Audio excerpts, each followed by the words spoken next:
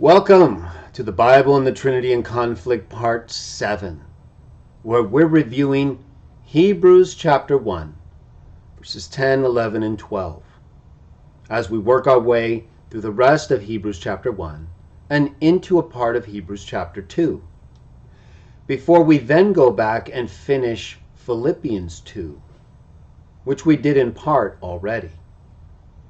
After we finish Philippians 2, the show after this one, or after we finish the Hebrews part of our series, we're going to go to John 1:1. And I'm going to do my best to connect all of these things together in a way that I hope will help you better understand why people like me, who don't believe in the Trinity, see it as in conflict with the Bible. So, in our prior shows, preceding specifically in this Hebrews chapter 1 series, verses 1 through 9, we've talked about how the author of Hebrews contrasts the Son of God, Jesus, with human prophets in the past who spoke what God told them in the Jewish Christian view. People like Isaiah, Moses, David. God spoke by means of those types of people in the past, but in the time of the last days of the first century, he spoke to them by means of a Son. One whom it says is the outshining of God's glory and the exact imprint of God's being. And then it says he made a purification for our sins, which we know he did in becoming a man. And so in those two ways, I believe, reflects or mirrors the account in John 1:1 and Philippians 2, where they both first speak of the Word or the pre-existent Jesus as in the form of a God or as a God with God, one of the sons of God. Psalm 82, John 10. But then, John 1:14 and Philippians 2:7 and 8, and further, but starting there. Verse 6 would be like the equivalent of John 1:1. And then in Hebrews 1, we get a very similar narration of events. After the contrast is made between the Son and the prophets of the past, it describes the pre-existent Son as the imprint of God's being and the outshining of his glory. For more on that, see the show I did in which we discussed those texts in detail. But then it goes on to say that that one made a purification, became flesh, right? That's when he did that. John 1:14, Philippians 2:7 and 8, became a man, took the form of a slave, became flesh, made a purifications for our sins, died, was resurrected, right? Paid the ransom, last Adam, and was raised according to Hebrews 1:3 and 4, after that took place, to the right hand of God. It says that at that point, he became better than the angels in Hebrews 1:4. It's what it says next. To the extent that he inherited a name better than them. And it goes on. Not only to mirror, for example, Philippians 2, where he was given a name above every name and exalted to the glory of God the Father. But here in Hebrews 1, he's given the name, he inherits the name, becomes better than the angels as a consequence. And then in verses 5, 8 through 9, messianic texts are applied, originally to human kings, now to the risen king, the one at the right hand of God, defining how he became better than the angels with that better name by being enthroned on God's throne by his God. God is your throne. That is why God anointed you, your God, more than your partners.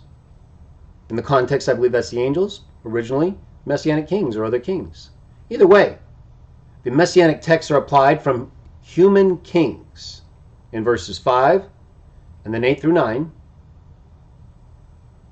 to the Son in his risen state at the right hand of God, explaining how he became better than the angels.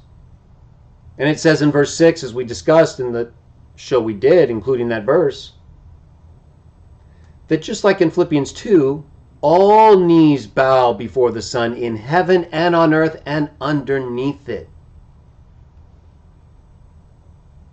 to the glory of God the Father. He brings his firstborn into the world and lets this happen after he is enthroned, or as part of that process, right? That's all happening basically in terms of the enthronement and the bowing down at the same time, right? The Son of Man arrives, sits on his throne, all the nations are gathered before him. Everyone's going to bow down. So either way, setting that specific application and time period aside, the point is the same, right? Because his followers are given what? A new name, just like he is. He gives his followers a new name in Revelation. And they are enthroned exactly where he is, on his Father's throne, and given the authority that he's given according to the messianic text of Psalm 2, where the Davidic king breaks the nations in pieces as Jah's anointed one. Neither of those applications from the Davidic human kings that are made in Hebrews chapter 1, verses 5, 8 through 9, made those kings Jesus Christ. Nor does it make in anyone's mind that I know Jesus those kings. What does it show? Well, just like I said, right? He's taking from those texts the applications that are made in those texts and applying them to the Son to show what? He's better than the angels because of the name, which is the position to which he's exalted, or part of it, right? He's given a new name, the Logos, the Word, but it's part of the exaltation to the position at the right hand of God, or the throne of God, to the glory of God the Father, not his own, just like with the Davidic kings, only in a greater sense. Was that true of any of the angels? As we discussed in our prior show, did it not state that he makes his angels spirits, public servants, flames of fire? Contrast that with how the Son has become better since being raised to the right hand of the Father, the Majesty, God. We showed in the last video in the series covering that text and those around it, 7, 8, 9, that the angels appearing as flames of fire in public service likely include Jesus in his pre-human form as the angel of Yahuwah, because the angel of Yahuwah does exactly that. Appears in a flame of fire in public service to God all the time. So it's not, nowhere in Hebrews 1, Trinitarians, does it say Jesus is not an angel. Follow me carefully here so you stop misleading people with your false return question, which is usually, it says none of the angels, to none of the angels was this done. Right. So not only would that have to include Jesus Christ, and it would have to then mean what? None of the angels, including Jesus in his pre-human state, did what he did when he became in the human state. It doesn't say he's not an angel. It says that to none of those angels who appeared as flames of fire for public service did he say these things, these messianic king throne things. Is that not true? Right? He became a man in a slave's form and died and was exalted to the glory of God the Father. He was with God in the beginning, became flesh. We saw his glory, the glory that belongs to an only begotten from the Father. They're all saying the same thing, pretty much. A little bit different language, but it's very similar conceptually and even linguistically in many cases. So with that in mind, we need to understand that it's not about excluding Jesus from being one of the angels in the Old Testament, ever.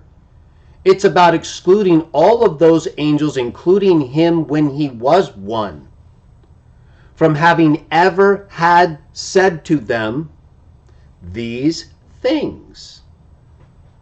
Today I have begotten you. I have become your father. You are my son. Just like are said in the Davidic king sense related to the Messiah.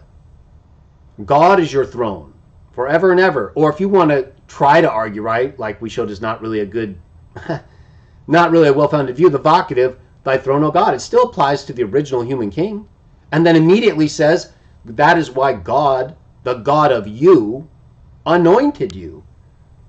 So it doesn't change. It's the same as in John 20, like I mentioned before.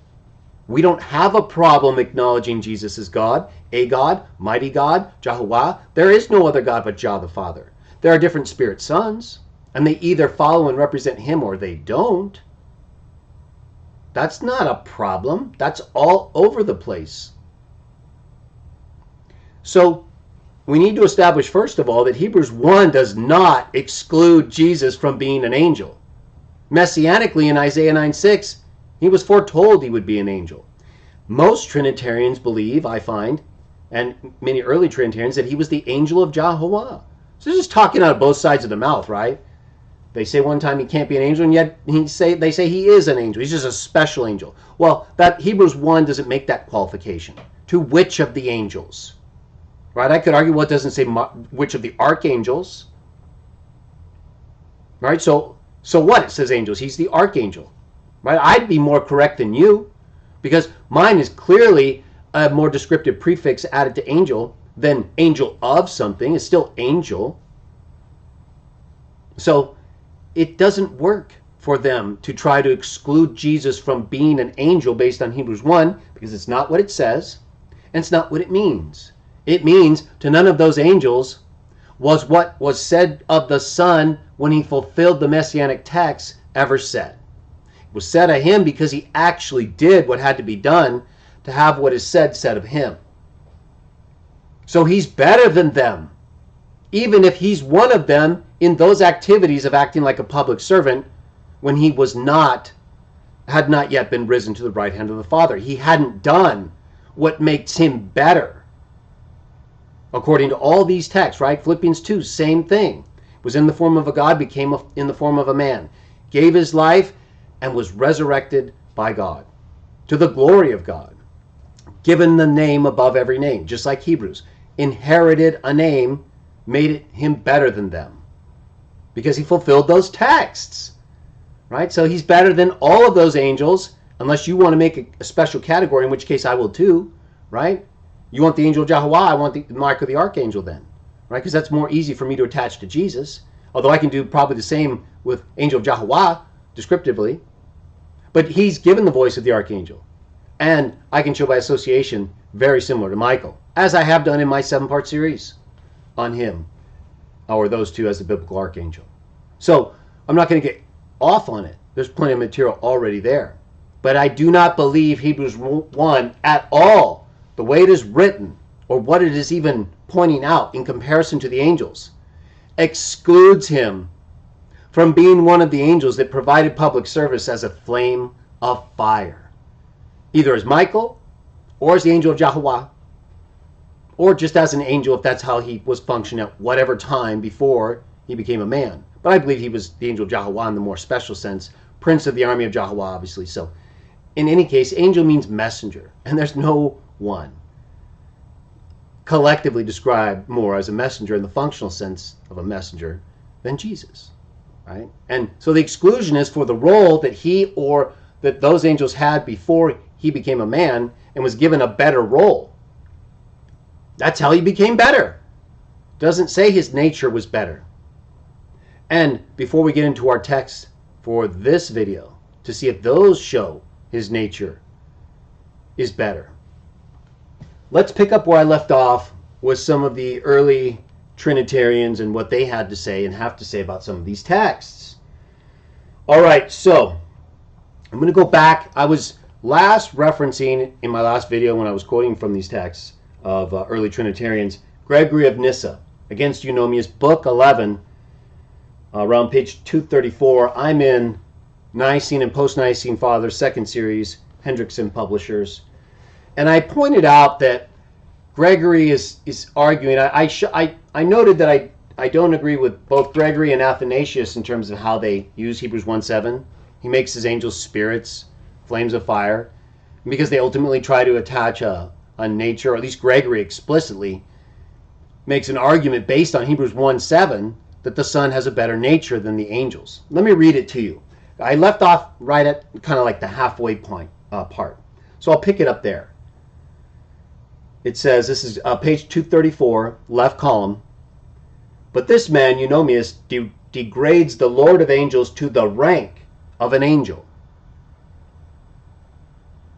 as though he had not heard that the angels are ministering spirits and a flame of fire.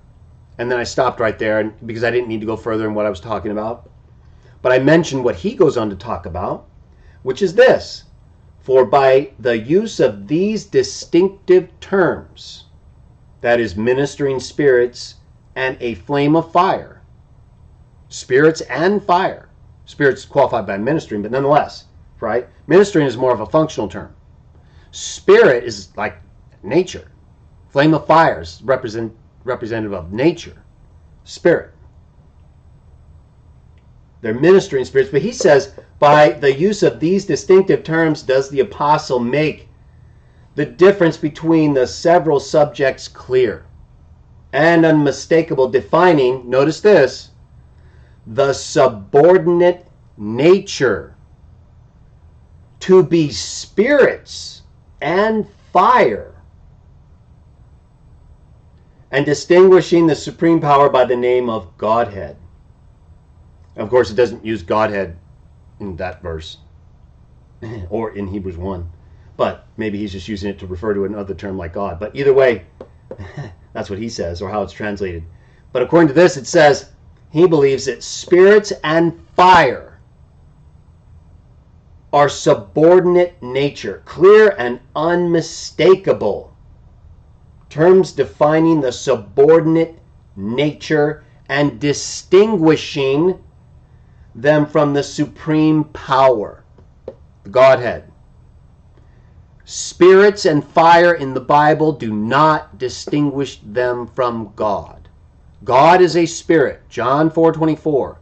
He is a devouring fire. It's all over the place in many texts. In the first 5 books of the Bible, I believe specifically, and in the Psalms, he's often referred to as a fire, a devouring fire. The angelic beings are often presented in these burning, copper, lightning, fiery torch, descriptive term manners. I believe that's incorrect. And so I don't believe there's any basis for interpreting Hebrews 1:7, the use of spirits and fire. Or, remember I said in the last show, maybe you could say with his ministering servants, the spirits being. He says ministering spirits. He makes his spirits servants, flames of fire, I believe is how NWT says it. Yeah, right here he makes his angel spirits and his public servants, flame of fire. So that kind of public servants. See, so I don't think you could really argue that. You could try, right? They don't really explicitly, or at least Gregory, ties the use of spirits and fire to public service, and then thereby making an argument they involve a subordinate nature. But you might argue that's kind of what he's saying. I just don't agree. I don't think being a servant changes your nature, right? That's why, as I said in the prior show, I made a big deal about it, He became better not by nature. The prior two shows, both of them really. It doesn't say in Hebrews 1:4 he became better by nature. Became better because of the name. After inheriting the name and being anointed more than his partners, because God is his throne. Just like he says in Revelation 2 and 3, he sits on his Father's throne. He receives authority from the Father after he did what? Conquered. Same thing as Hebrews 1, Philippians 2, John 1. Well, John 1 doesn't get into the full, post conquering part, but it leads up to it. And so it says explicitly there, though, in Revelation 2 and 3, I believe, 3:21 around there, or 2:23. In the late 2s, late 3s, we read several texts dealing with authority that he's given. He gives to his followers. He sits on his father's throne. But he says he received it after he conquered. And he says he's going to give it to those after they do what? Conquer. So just like in Hebrews 1, he made a purification, sat down at the right hand of God, and received a better name. Sat down on his Father's throne. God is your throne. The scepter of your kingdom is the scepter of uprightness. It will be forever and ever. That is why God, the God of you, just like Revelation 3, temple and of my God, a pillar in the temple of my God, several references to my God in the post-resurrection state. So entirely consistent with Hebrews, no matter how you see it. So I don't agree with Gregory of Nyssa in his argument that spirits or fire by themselves, or even with public service as a modifier, indicate a subordinate nature, like he says. They're all spirits. And some of them have different positions, right? Just like with the angels. Archangel and not archangel.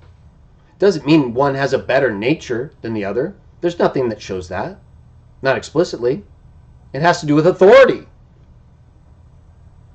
And God is a spirit. So there's nothing that would indicate, well, that doesn't mean God doesn't have qualities that exceed those of other spirits. They're still all spirits. They all live in the same place. They exist in the same way. They're described the same way. There's nothing that says their nature is inferior. This is what Trinitarians do. They just read into the text, right? It makes them inferior by nature. Oh, really? Where did it say that? It doesn't? Why do you say it? Because you believe it? Do you believe the text? Well, which is it? Let's go to the text. It doesn't say inferior by nature. It says he makes them spirits. Public servants, flames of fire. Guess what? That probably, most likely, as I explained in the last show, includes the pre-human Jesus, the angel of Jehovah. Or you're not going to be able to say that that's him, which would contradict Paul's application of him as the rock in Corinthians and other texts. So it's all clear in that respect. He's not excluding Jesus from being that angel or from being Michael the archangel. He's excluding all angels, even him, from having said to them what could only be said of the one who conquered, the Son, who was raised to the right hand of the majesty in heaven and became better than the angels. Not because his human nature was made superior, right? If he has a human nature in heaven, which is how Trinitarians explain him having a God in heaven and not knowing all things, right? Like the day of the final of the end that only the Father knows. Well, how would a human nature with those limitations be better than an angel? By having the authority? Well, then that's all that's at issue. And so you can't argue then that him being called, if you take the vocative in verse 8 as God, oh God, especially when it's applied to a human king, and now you want to change it just in verse 8 to have him called God in a metaphysical spirit sense? After you just said that the texts that refer to him as becoming better than the angels are his human nature? Well, does his human nature get the new name? What's the new name, Trinitarians? Logos of God. Revelation 19, I believe. And some of you can look it up specifically, but it says the new name he was given was seen the Word of God. Then John uses that name for a past reference to him when he didn't have the name in the beginning, right? He wasn't the Logos in the beginning, but John knew his new name now, receiving the revelation. So he used it for him in the present sense of his narration. But he wasn't the Logos then. We know that for a fact. He didn't have that name. It's a new name. It says that explicitly. So unless you're going to argue that his human nature is the Logos, right, the new name that he's given, the name above every name that he inherited after making a purification for our sins, so it couldn't be his human name Jesus, right? He already had it. He didn't have to make a purification to get it. He didn't have to conquer to get it. But to get this name, he did. In every text related to it.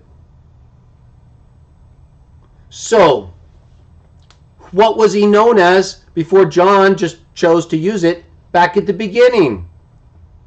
Wisdom. Right? Does not Jesus say in the parallel accounts of Luke and Matthew that the wisdom of God says, I will send forth to them prophets, some of whom they'll kill, like the prophets of old? And then the other text, it's him saying it, right? And in the Diatessaron of Tatian, 2nd century, 5:1, I believe, he combines those two. I, Jesus, the wisdom of God. Right? Even Athanasius accepted him as the wisdom of God, just in a non-metaphysical sense, right? A more human sense, a Trinitarian sense with the dual nature thing, which creates their own set of problems, right? Not only is it inconsistent with the application of these texts that makes him better in these specific ways, like with the new name, which represents his spirit existence after making a purification of our sins, but it doesn't make sense even psychologically, right? You can't know and not know the same thing in one person because you have two natures, right? You can't have two natures in any known existence or scientific experiment or awareness thing that we know, right? It defies all creation is what I'm saying, that you could have two natures in one person and that only one person is aware and not aware of the same thing, the same knowledge, right? The end, when only the Father knows, right? So as God, he would have to know too, according to Trinitarians, but not as a human, right? But they say he's always God. He never stopped being God, not when he was on earth, not before, and not after, right? He can't stop being God if he's God in their view, because he shares the same eternal essence. He just took on a new nature, right? And so this new human nature then allows them to argue that his consciousness cannot know something, his human self. That's another person. I'm sorry. There's no example, and it defies all of God's actual creations. And it's nuts, really, to say that one person can rationally know and not know the same thing. That's what Trinitarians would have you believe. That's what they're calling you a heretic over. That's what they're saying I should be destroyed over. That's what they're saying we're not Christians over. It's over. They have lost in every way. Biblically, scientifically, logically, right? So, I mean, they're going to have to make some really tough decisions soon. And from what I'm seeing, they're not making good ones, right? They're just lashing out. But their arguments are not persuasive. No one believes them anymore, except them. That's why they keep coming to us. And we just look at them like they're nuts, and we're like, look, no, we don't need the creeds. All those creeds where they don't quote the actual biblical text, that's added to the Bible. Because if you don't accept the way they explain things, it's just like rejecting the Bible to them. Maybe not explicitly, but it's implied because that's how they see it. So they're rejecting us because we reject what's rejectable, and that is that one person can have two natures and know and not know something. So moving past that equation, we know, the way it's described sequentially and otherwise in these texts, that he's raised to life a life-giving spirit. 1 Corinthians 15:45. Angels are spirits. God is a spirit. Right? So there's nothing that shows any kind of human elevation to this point as on the throne of God, being called God, and being given a new name better than the angels. It's his spirit self given those things. So, in the form in which he was risen after he gave his life, right? A spirit body, just like you see described in Revelation 1 and 2 and elsewhere. Now let's get to our reading. All right, I needed to bring us up to speed here and really set the table a little bit because our reading is going to go pretty quick. There's really one significant part we're going to have to deal with, several related issues, but then that's it. So it's important that we bring into this reading the full understanding of these texts to the point, to the point of verse 10, and that we deal with the Trinitarians, right? The early Trinitarians. So I'll deal with this part after we do our reading. I'll deal with Athanasius right after we do our reading. I'll redo our reading, make a comment, and then I'll tell you what Athanasius thinks of the text we're going to read, and then we'll go into it, right? And then that pretty much is it. So Hebrews chapter 1, I'm going to bring it up for you, or you can read it on your own. I'm going to read NWT. You can follow with me or read it on your own. Again, I use it where it's convenient. I think it's more accurate than many people believe. And I can talk about it if you have an issue. So if you have an issue and you're not prepared to talk about it, I don't want to hear it. Let's get to the text. Hebrews 1, 10 through 11. I'll bring it right here. Give us the whole chapter. Here we go. Ready? Verse 10. So remember, what did I just brought us all up to speed. Right here is the application from the second application from the human Davidic king, right? From Psalm 44, 45, Septuagint or Hebrew, where it refers to God as the one who is his throne, just like in Revelation, and that his God, right here in verse 9, anointed him more than his partners. So he's making this point progressively about how the Son became better than the angels because of the name he inherited. For example, first example, messianic text, applicable to a human king, doesn't make them the same, just makes what was true of one true of the other in a greater way or in the same way, right? Messianic king, Davidic king, Jesus being the fulfillment, so in that case greater. But either way, the same things are said of both kings, right? Then it applies this text, which could relate to one of two texts, right? Like I discussed in the video, Psalm 97 or Deuteronomy 32, I believe, where it shows again a messianic text that would be fulfilled during the time when God brought his firstborn into the world.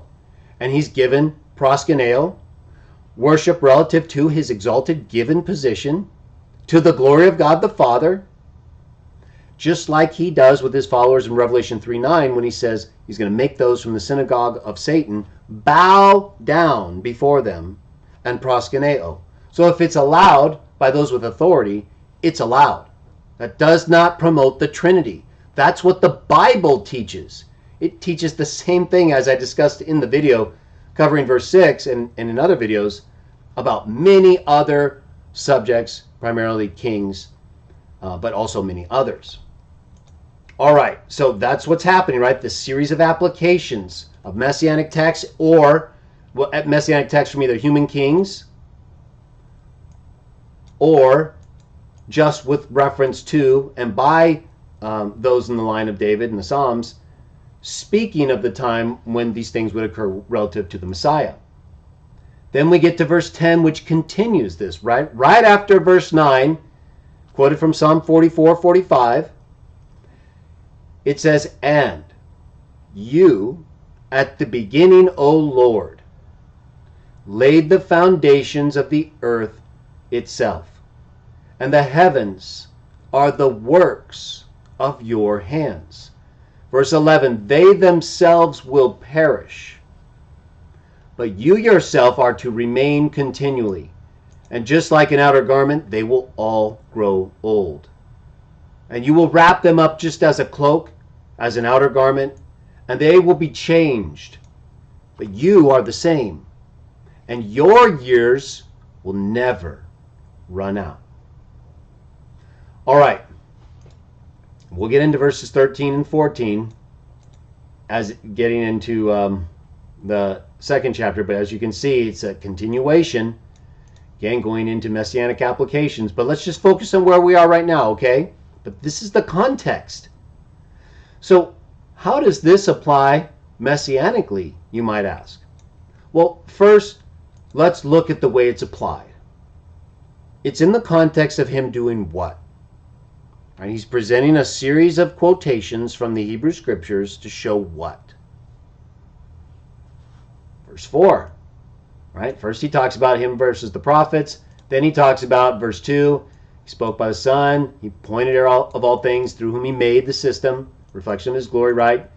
Made a purification, sat down at the right hand, and thereby became better to the extent he inherited a better name. For example, right? Continuing the explanation for how he's better now. He's the fulfillment of this messianic text. He's the fulfillment of this messianic text. He's the fulfillment of these messianic texts in comparison to either him or any of the other angels, although it doesn't say archangel. But many believe he's the angel of Yahweh in a way that fits what, like I said, Paul and others speak of him doing. All the angels, according to what they did in the past before he became a man, it's not excluding him from ever having been a part of those angels, the ones who became spirits, flames of fire, which he likely did based on what we reviewed last time. So that's not the point. The point is not excluding him from ever having been an angel in that way. And again, it doesn't say archangel.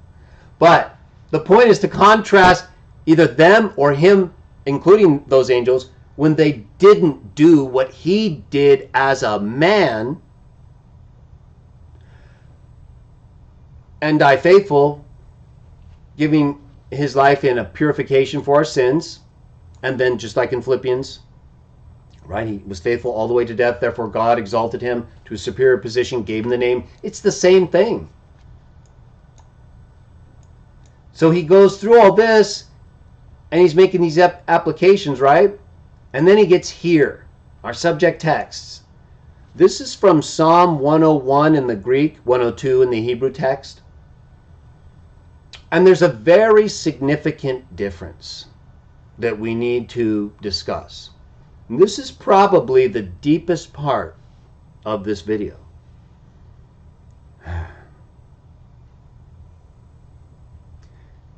We've talked about in some of the other videos I've done and in some of my writings how the Masoretic text, the Leningrad and Aleppo codices, basically, from around the 9th, 10th centuries CE, so about 10,000 years ago. I'm sorry, 1,000 years ago. 10 centuries ago, right? And then, of course, they're great texts in representing the Bible, for the most part, right? We know that because the Dead Sea Scrolls and other earlier texts are very close to the Masoretic texts we have and use for the basis of a lot of our translations. But there are some differences. There are times when, for example, the older Septuagint copies that we have, either copies of the Septuagint fragments from around the time of the Dead Sea Scrolls or later, even the Christian copies that are earlier than the Masoretic text by several hundred years, over 500 years. All of them, mostly, the main codices. We have instances where in the Greek texts that we have, there is an equivalence with the Greek and the Dead Sea Scrolls, but the Masoretic text reads differently. I've talked about this in some of my pre-Christian evidence videos. So I'd encourage you to take a look at that series if you want some specifics on some of the examples involving these different texts and how they maybe have been changed at different points for reasons having to do with differences involving beliefs about Jesus. There's differences in these texts related to that very subject, okay? And the Messianic texts that relate to him or don't, according to Masoretic or early Dead Sea Scroll Septuagint texts. This appears to be one of them. And why do I say that? Because in the Masoretic text, it does not read the same as it does in the Greek text of Hebrews 1:10 quoted here. This Masoretic text does not use Lord, and it doesn't use the divine name. But it does here, and it does in the Septuagint. And you know where else it uses it? Psalm 110:1. You know the text that Jesus uses and that we also use and that I did a video about, which has David saying, Jehovah said to my Lord. And of course, as I explained in that video, it makes sense to me that just like what we read in Proverbs 8 and the extended information that Solomon was given with David, it's hard for me to believe that the angel of Jehovah who went ahead of the Israelites and who established all these things, fought all these battles, all the things we read all the way through to Daniel, never was with David. I believe he was and was part of the inspiration and the things that were said to him. Like Jehovah saying to the Messiah what David said he said to him. So it's like the accounts we read involving the angel of Jehovah, Satan, and the high priest Joshua, right? Where Joshua, for example, is depicting the Messiah, Sprout, as the high priest with the crown. And so I see something like that, but it's not necessary, of course. We're kind of just reading into how, by reading into, I mean, there's got to be a reason, right? Either the psalmist was inspired when he wrote Psalm 110:1, for example, or 101:102, Greek Hebrew. Where else did David hear, for example, Jehovah saying to his Lord, the Messiah, the one whom Jesus said was not just his son because of that? And there they're differentiated. One is called Lord, just a few psalms away from the psalm in Psalm 102, 101, where in the Hebrew it clearly is relating, it's talking about Jehovah. But in the Greek we get this change, this significant difference related to the Lord spoken of in the Psalms, which messianically would have to be the same as the Psalm 110:1 Lord, would it not? Is it not? Well, even Trinitarians would say it is, right? They would agree that the Psalm 110 Lord, to whom Jehovah is talking, differentiated there, and the Lord here are the same, Jesus Christ. So it does appear that there was an early messianic application of Psalm 101, 102, 25 through 27 to the Messiah. It's not frequent that Jehovah is called Lord in the Psalms. He's most often referred to as by the divine name in one form or another, Jehovah. But the Messiah is referred to as Lord as differentiated from Jehovah by David in Psalm 110:1. And then Jesus acknowledges that. So I believe we likely do have that same thing here. That the writer of Hebrews was aware, quoting the Septuagint, which shows the same use of Lord, that the Masoretic text does not, made this a messianic text applying to the Messiah. And remember, they knew who the Messiah was. Proverbs 8 says what? David's son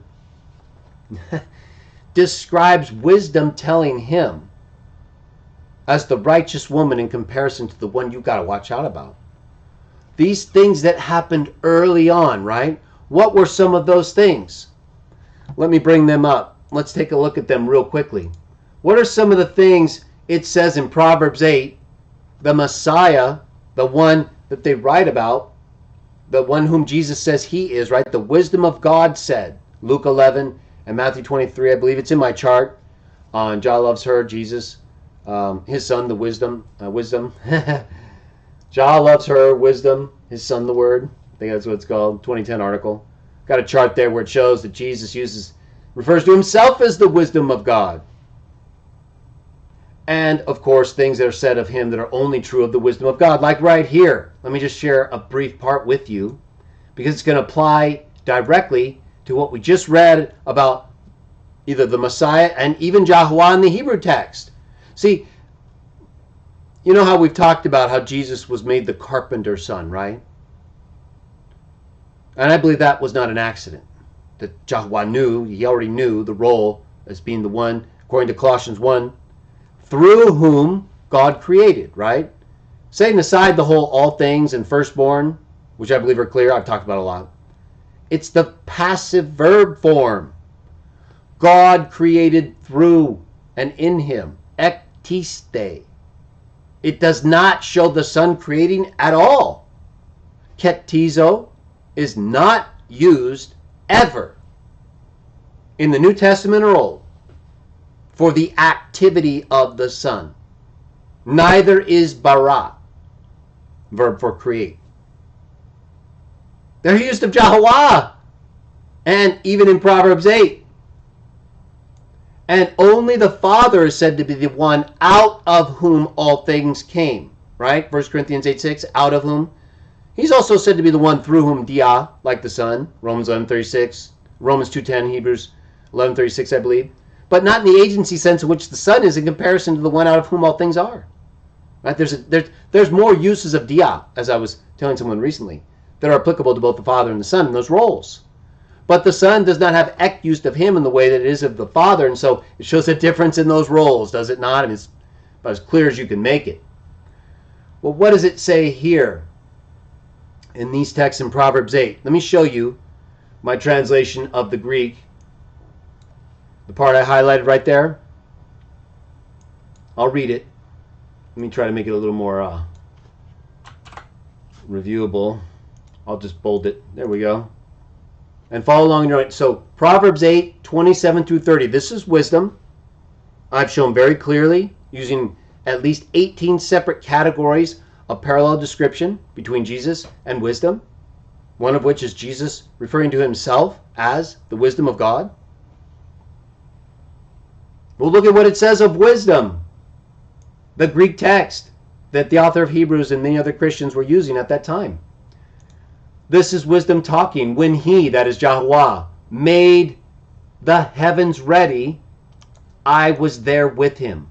When he set apart his own throne over the winds, when he made the clouds above strong, when he set in place the reliable sources of water, sources under heaven, and when he made the foundation of the earth strong.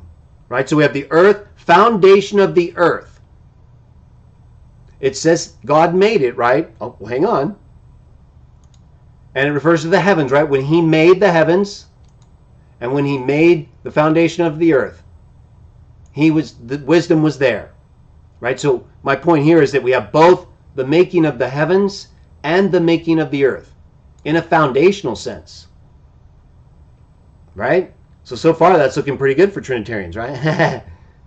I'm pointing out that this is where we are in the cosmological scheme of things. Heavens and earth are being made. Wisdom is there. Doing what?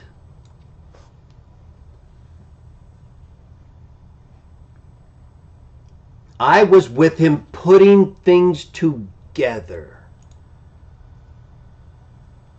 Putting things together.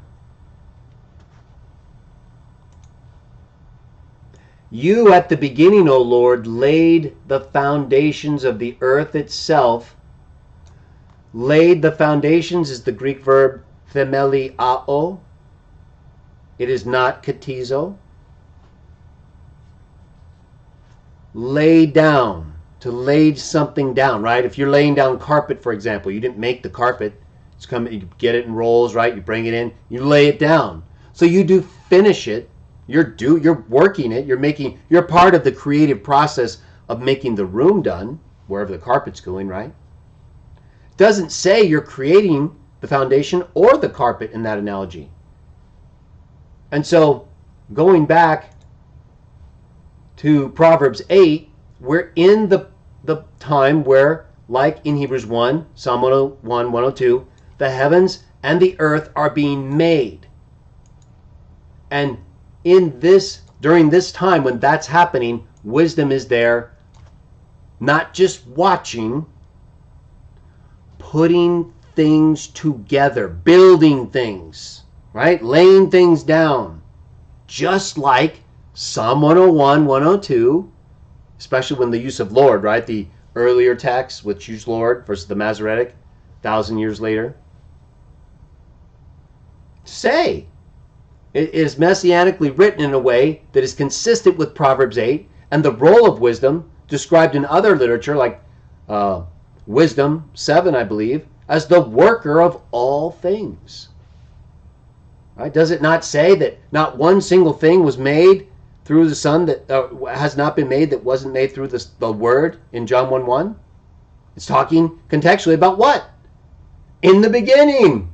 The beginning of what? Creation. It refers using the exact words of the opening of the book of Genesis 1. Dealing with what? The physical creation. What does it say here in Hebrews 1? You at the beginning laid what? Made angels? Created spirits? No, laid the foundations of the earth. The heavens, the starry heavens, the works of your hands, right? We know that because it says they'll grow old. You'll fold them up, but you'll continue forever. There's your application. Okay, we know it's an appropriate text to use two ways. Either messianically by the use of Lord in the earliest text, which is not consistent with the Masoretic Hebrew text, and so it gets confusing, right? Because most biblical texts of Psalm 102 are based in the Hebrew, not the Greek, and you don't see Lord there. So it seems contextually like it's just all Yahuwah. But there is a major difference there, and even if there was not, doesn't change anything.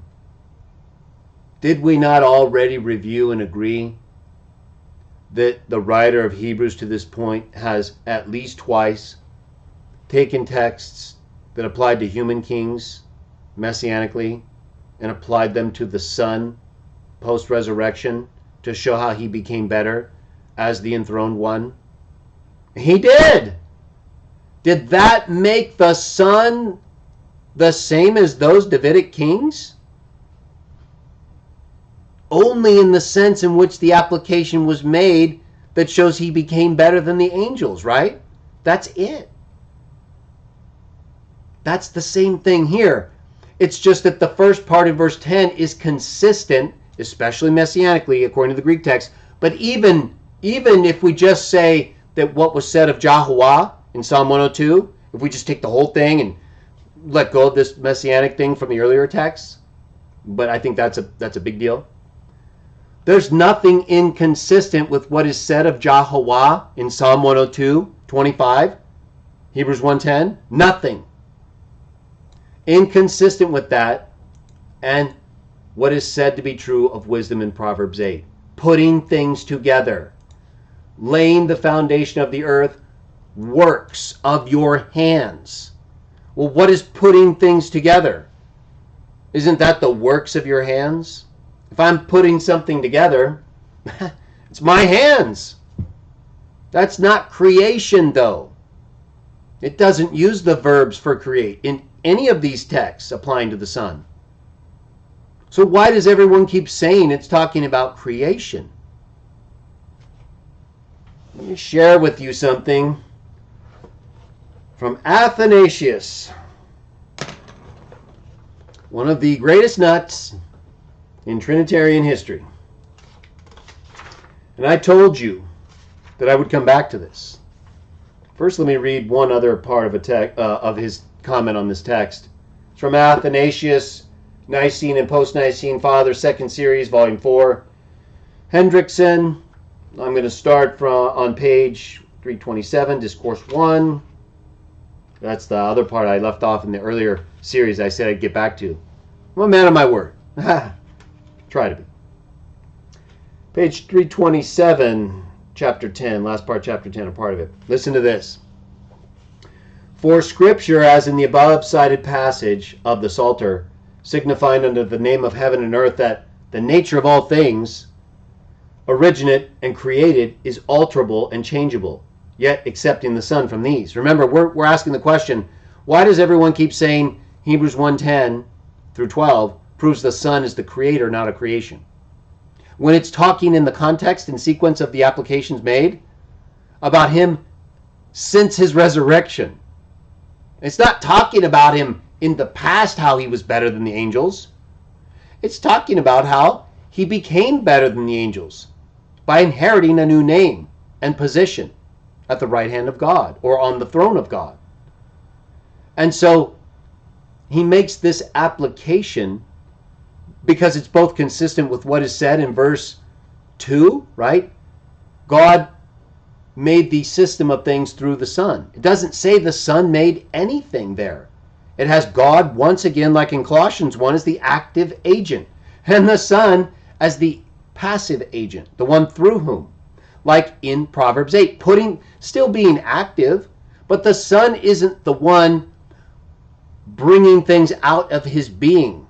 That's why ek is not used of him in the New Testament or anywhere else. Nor are any of the verbs for create, katizo, bara, only of the Father. Those are exclusive and significant terms, the verbs and the preposition. So how he's still, wisdom and the Son are still working as agents, are they not? It's described putting things together when the heavens and the earth were being made. He's described as the agent. So what was he doing? How was he being used? Well, the best description is really in the Proverbs text, which even most early Trinitarians like Athanasius accepted. They just misapplied in terms of what it meant, right? They applied it to Jesus, but just not in the metaphysical sense. In any case, so he goes on. We're talking about that though. Why do they say it proves he's the creator if it doesn't use the verb bara? And it talks about him doing the same things that wisdom is said to have done during the exact same time the heavens and the earth were made. Consistent also with verse 2, right? He's not telling us something different.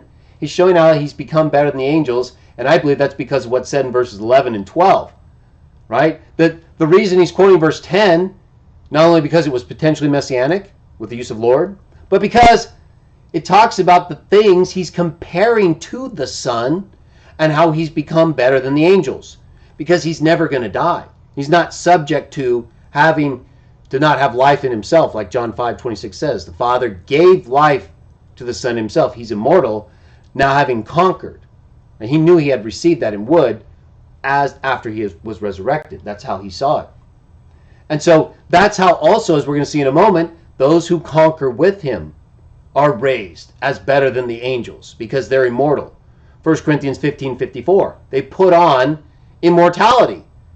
Well, do they not become as the Son when they see him as he is? For we shall be like him. They do. It even says in 1 Corinthians 15 they're given a spiritual body just like the last Adam was. And it uses the last Adam as an example of the spiritual body when he became what? Life-giving spirit. Just got a spirit body because it was no longer flesh. That's why I called him a spirit. So with that in mind, asking the question why they say it means he's the creator, when it's really consistent with wisdom putting things together, themeliao, right? Works of his hands, putting things together. Well, he says he is no wise a thing originate. Nay teaches that he changes everything else and is himself not changed in saying, thou art the same. He's dealing with Hebrews 1, just like we are now. And thy years shall not fail. And with reason for things originate being from nothing, which we don't believe is true, right? It's from the Father. They believe in this ex nihilo, false stuff. And not being before their origination, because in truth, they come to be after not being, having a nature which is changeable. But the Son, being from the Father and proper to his essence, is unchangeable and unalterable as the Father himself. So you see, he applies it to the Son being from the Father, from that point, basically. The time in which he would be eternally originate from the Father, basically. Or in whatever sense he would be from the Father, proper to his essence, as he says. So not just since his resurrection. He's out of context, is what I'm saying. Let's go to the other text where I left off when I was reading him according to the text in our last reading. And this is on page 340. If you check my prior videos where I read right up through the end of page 339, you'll see where I said I'll come back to this again. That then is now. Listen to this. We're back again with Athanasius interpreting Hebrews 1. Listen carefully to what he says. We already claimed that it means the Son is eternal, basically, right? From the time that he came from the Father, according to his essence, not just his resurrection, and to the extent he became better than the angels from that time forward. Here's what he says as well. Moreover, page 340, top left column. Moreover, by saying that he it is who says, laid the foundation of all things, he shows that he is other than all things originate. But if he be other and different in essence from their nature, what comparison of his essence can there be, or what likeness to them? Though even if they have any such thoughts, Paul shall refute them, who speaks the very point. For unto which of the angels said he at any time, Thou art my son, this day I have begotten thee? And of the angels he saith, Who maketh his angels spirits, and his ministers flame of fire? Observe here the word made belongs to things originate, and he calls them things made. But to the Son he speaks not of making, nor of becoming, but of eternity and kingship, and a framer's office, exclaiming, Thy throne, O God, is forever and ever, and thou, Lord, in the beginning, is our subject text, laid the foundation of the earth, and the heavens are the works of thine hands. Thy shall perish, but thou remainest. From which words even they, were they but willing, might perceive that the framers often, other than things framed, the former God, the latter things originate, made out of nothing, not true, false statement, right? Out of the Father, not out of nothing. They don't follow the text. 1 Corinthians 8:6. For what has been said, they shall perish. Back to our subject. He's quoting it. Almost finished. Is said not as if the creation were distinguished from destruction, but to express the nature of things originate by the issue to which they lend or tend. For things which admit of perishing, though through grace of their Maker they perish not, yet come out of nothing, and themselves witness that they once were not. Again, not true. On this account, since their nature is such, it is said of the Son, Thou remainest, to showeth his eternity. Okay, so it's like he didn't even read verse 3, right? He's a reflection of his glory, exact copy of his being. How do you get more? You can't get more temporal than that. And yet he said, what do you say here? Observe here the word made belongs to things originate, and he calls them made, but to the Son he speaks not of making or becoming, but of eternity and kingship. Oh, really? Because there's no eternity in being the copy of someone else. That's temporal, no matter how you can explain it in any rational sense that we can relate to, without just making things up, right? Reflection of his glory, outshine of his glory, not even his glory in the text. So he's wrong. He's just ignoring the meaning of those terms. And I've already discussed, they don't explain that. They don't deal properly with character, tes hypostasis. They don't deal with apalgosma, tes doxes. That's who the Son is. Those are temporal terms. But since his resurrection, right? What is this all about? He has become better. Right? What is he getting to? He's gonna talk about the Son. He's explaining since verse 1 that God spoke long ago by prophets. Now he's talking about the Son. He was the one God appointed heir, and through whom he made the ages.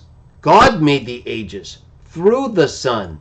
The Son put them together just like he did as the son of the carpenter who helped, I'm sure, right, get the young Jesus jobs, design plans.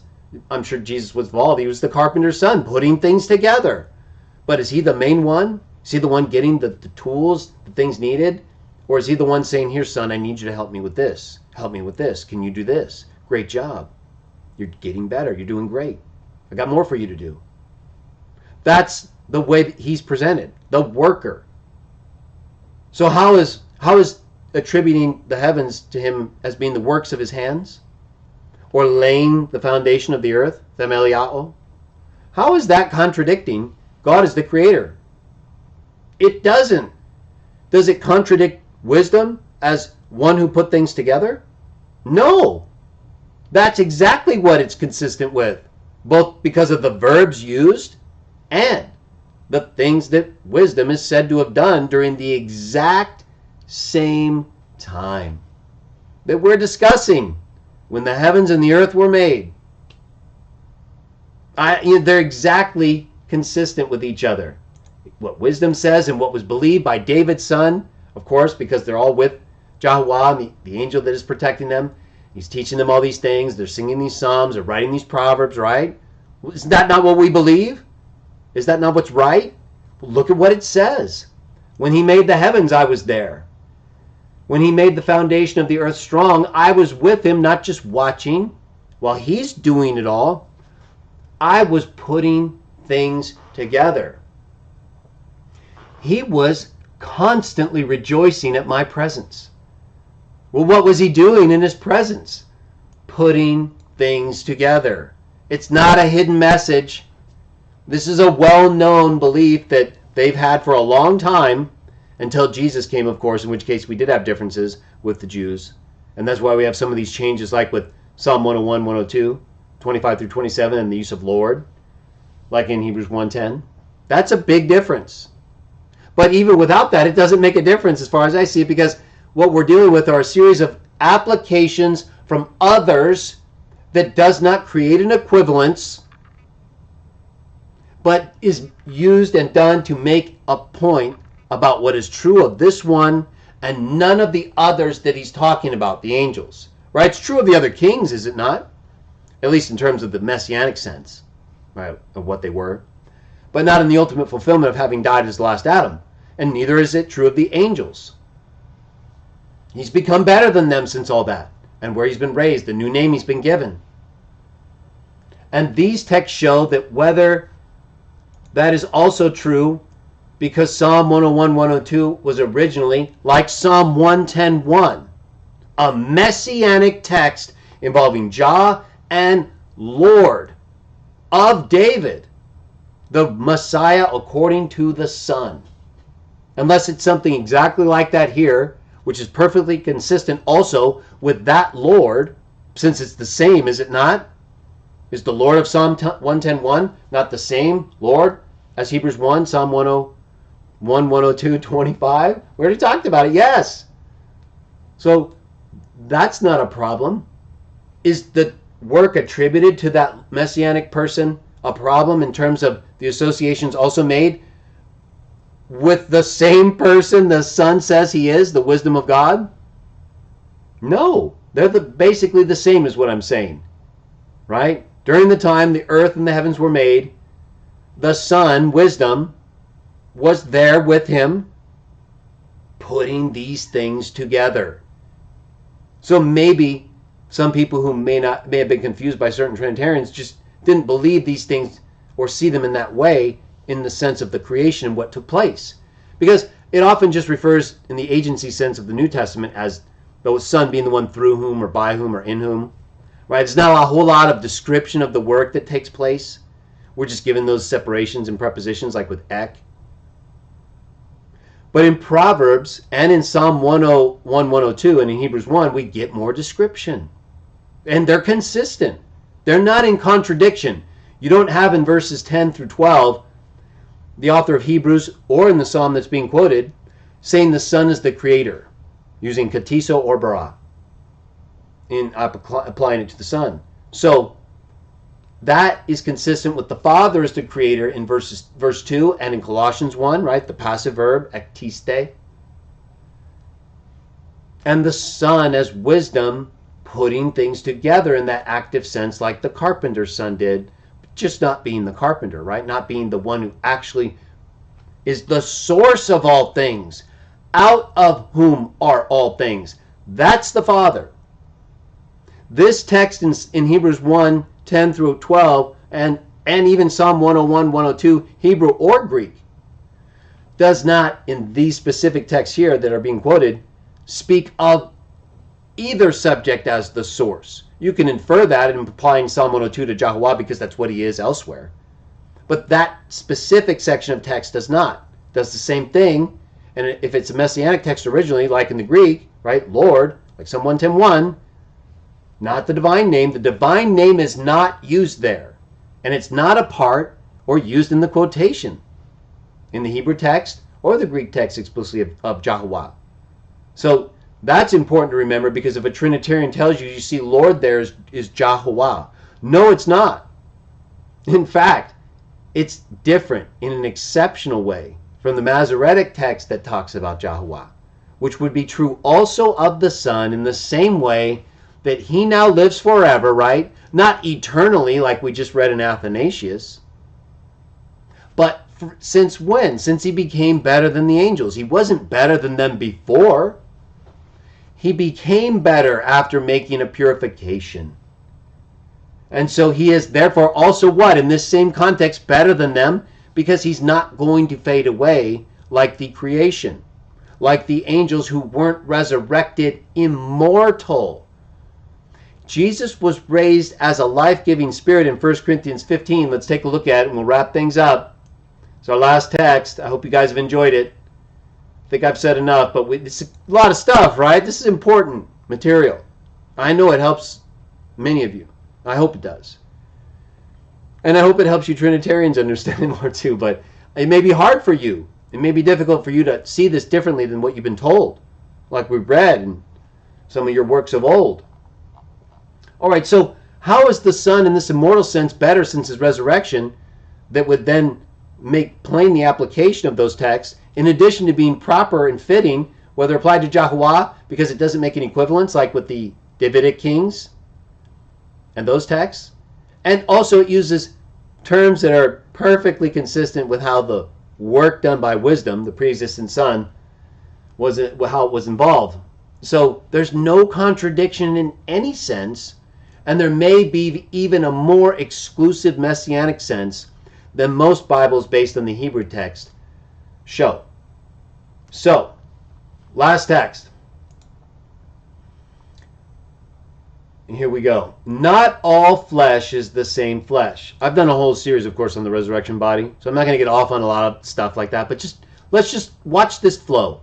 Let's go down to verse 54, and I'm going to conclude it. I hope it's been a good show. Either way, let's get to it. Not all flesh is the same flesh, but there's one of mankind. There's another flesh of cattle, another flesh of birds, another of fish. Verse 40, and there are heavenly bodies and earthly bodies. But the glory of the heavenly bodies is one sort, and that of the earthly bodies is a different sort. Excuse me. My little drink there. Verse 41, the glory of the sun is one sort, the glory of the moon is another, the glory of the stars is another. In fact, star differs from star in glory. Now we're getting to the main point. So also it is with the resurrection. It is sown in corruption, it's raised up in incorruption. It's sown in dishonor, raised up in glory. Sown in weakness, raised up in power. Sown a physical body, raised a spiritual body. There's a physical body, there's a spiritual one. It's even so written, the first man, Adam, became a living soul. There's your physical body, right? The example he's talking about. He just mentioned in verse 44. The last Adam became a life-giving spirit.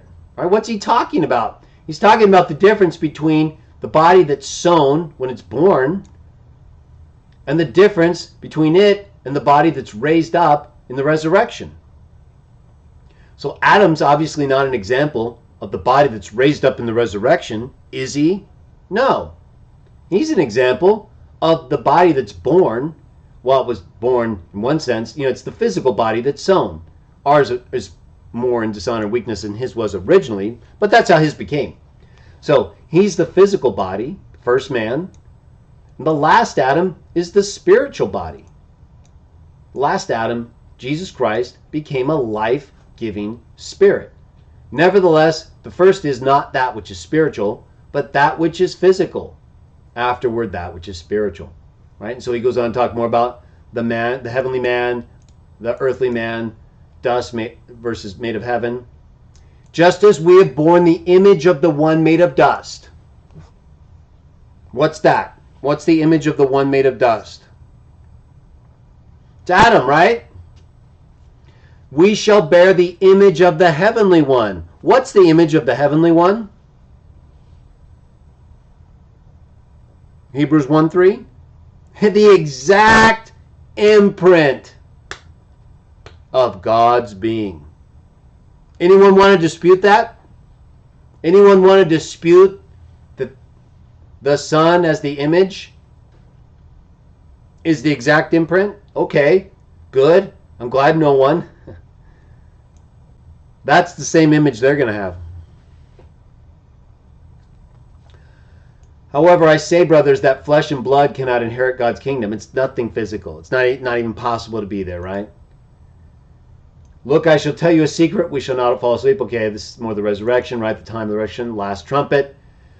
That which is corruptible puts on incorruption. That which is mortal puts on immortality.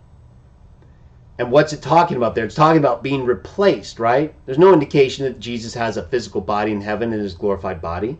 And it goes on to say, when that which is corruptible puts on incorruption, this which is mortal puts on immortality. In other words, he's still talking, same thing. Then the same will take place. Death is swallowed up. The physical is the death. It's the corruptible. That's what's being swallowed up. Not hanging on to us like some corruptible nature that doesn't allow us to know what our spirit nature knows. Come on. Type thing. Death will be swallowed up. Death, where's your victory? The sting producing death is sin, power sin, but thanks to God. So immortality is put on. They have the same image as the heavenly one. They're going to bear the same image that he has. And he's the imprint of God's being, the outshining. And then he was given a better name, right? It's very similar in terms of his appearance if you compare him in his resurrected state, Revelation 1 and 2, with Michael and Daniel. Almost identical. So there's just not much difference in their metaphysicality that way. So he became a spirit again, right? That's why when Athanasius and Gregory try to argue that Hebrews 1:7 involves them as inferior nature, being spirits and flames of fire, more specific than the service they're providing, that's not true. They're just providing service in a positional sense that doesn't make them as high as others, but they're all spirits, right? Just like we're all flesh. There's differences among us, but not in that sense, not in the nature sense, but that's what they argued, falsely, I believe, without any scriptural basis. Because it says specifically, they're spirits. That's their nature. The Son is raised as a spirit. That's his nature. They all look the same as spirits. God is a spirit. So what are they talking about? Right? They're just making things up. Just being in service as spirits doesn't make you an inferior nature. That's why it said the Son became better because of his name, not his nature. But in Hebrews 1:10 through 12, his existence is revealed as better, right? But so are those who are like him. And they are also made better than the angels in that sense, are they not? Do they not receive the same authority that he does according to Hebrews 1:8 and 9? They do. Revelation 3:21 and following. It's very clear. And Revelation 2. Do they not receive immortality so that they will never die? Exactly what Hebrews 1 says. They, the creation that the Son helped put together, will be folded up and pass away. But the Son, the image of God, Colossians 1, raised as a spirit, remains forever. He has life in himself, just like they do. Right? The angels aren't described this way. Show me a text where an angel is described as putting on immortality. Well, I can show you that that's what the Son is, Hebrews 1:10 through 12, taking an application either from a text applied to Jehovah as the same thing himself, and consistent with Jesus as the wisdom who put things together during those same times that are said in relation to Jehovah in the Hebrew text, or in the Greek text, messianically, specific to him as the Messiah, the Lord, like in Psalm 110:1, through whom God created, like the carpenter's son, and who has become better, like Psalm 101:102 says, either messianically or according to Jehovah's application, that they don't ever die, unlike the creation they helped put together. They put together, right? Or he helped the Father, as the one who helped put things together in his presence, the one through whom the Father made. Not things out of nothing, but out of himself. That's a false teaching that we read from the Trinitarian writings we shared moments ago.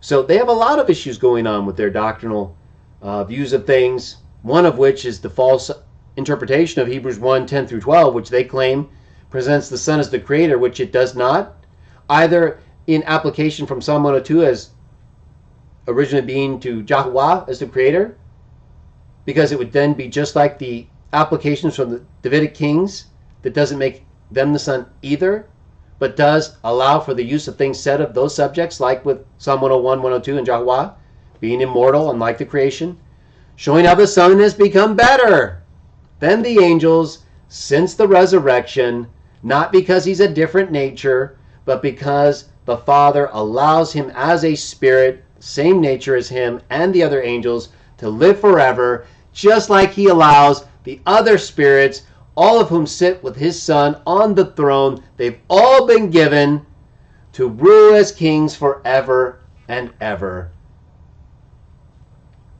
And that's how long they're going to live.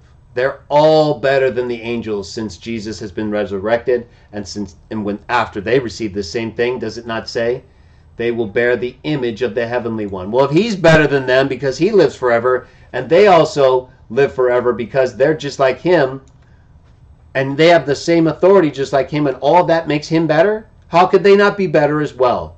That's why in 1 Corinthians 6 it says they're going to judge angels. Right? They're in a higher position. They're better. It's focusing on Jesus because he's the one responsible for them and what they get next. There's no Jesus. There's no next. There's none of that authority for them. So they're not the focus. They're just the beneficiaries. In the same way, though, that shows that these texts are not teaching Jesus is Yahuwah in the ultimate sense. He's Yahuwah representatively and in his exact representational sense of his being because he's a copy of the Father. He speaks for the Father. He speaks as the Father. He was a public servant, a flame of fire in the Hebrew texts. But that does not mean that it's the same service and role that he had as the Son, the last Adam, when he became a man.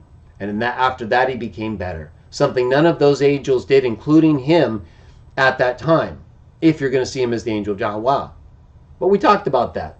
So I hope that made sense and put things in the right light. I wanted to get to Hebrews 1, 10 through 12 and try to explain it in context with the series of quotations that have led us up to this point to show that the Son is significant, more so than the prophets, more so than the angels. He's done things none of them did in the past. He actually became a man, like Isaiah 53 said he would, and died. These are not easy things to do for anyone, let alone for one who came from heaven in our view. He did those things. God resurrected him because of those things. God gave him the name above every name and allowed every knee to bend to him. Not to his glory, though. The glory of the one who allows those things to happen because he's so proud of what happened that his Son made a purification, sat down on his right hand, and was given that throne in heaven that he says he's going to give to his followers who conquer like he did in heaven. But none of that proves that any of them are sharing the same essence as the Father. The texts don't say that. The texts leading up to this point make a differentiation between the Son and the Father, both in terms of the role of creation. The Son was the one through whom the Father made the ages, verse 2, and him being the imprint of the Father's essence, his substance, his being. They don't share the same being. The Son's a copy, came after the Father's being. According to any sensible and practical reading of that text, right? Unless you're going to add some special meaning, which Trinitarians do, like person of God, substitute person for God, or have a metaphysical, change that allows for us not to properly understand the terms used, right? Which is why they use ousia later, not hypostasis, in the sense in which it meant being, right? It becomes person for them, and then there's three persons in one ousia. That's not in the biblical text.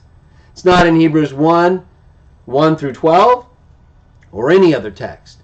And Hebrews 1 through 12 is consistent with everything we've read. And we haven't had to appeal to the creeds or the Trinity.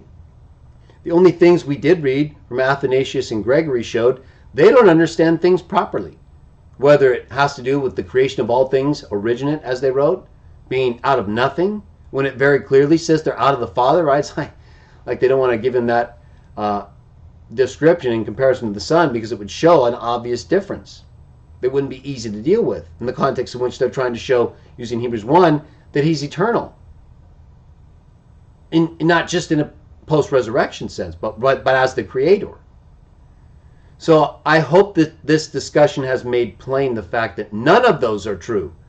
That the Son is the Creator, or that the Son is eternal in the past sense, which would contradict Hebrews 1:3 and other texts, which show he's the firstborn of all creation. Not in a figurative sense, it doesn't say that. And it defines firstborn for us in Deuteronomy 21:17, the beginning of the Father's generative power. The beginning of the creation by God, Revelation 3:14. All of these are consistent with wisdom as the one who put things together in the beginning of the creation of the heavens and the earth, who has since then become better than the angels, to the extent he inherited a name better than them, not a better nature. It's the same as them. He's just given more authority and allowed to live longer than them, just like those who conquer as he did are granted to live as they rule with him from the same place, his Father's throne. So I hope this discussion has been helpful. I look forward to finishing up our series on Hebrews 1, which I'm going to combine verses 13 and 14 with part of our reading into Hebrews 2 next time. So until then, I do plan on doing a show tomorrow, Sunday, CW Jaw Talk 31. Please join me. Otherwise, I'll be back to our series on the Bible and the Trinity and conflict later next week, when we discuss part 8 and finish off our reading in Hebrews chapter 1 and begin our reading in Hebrews chapter 2.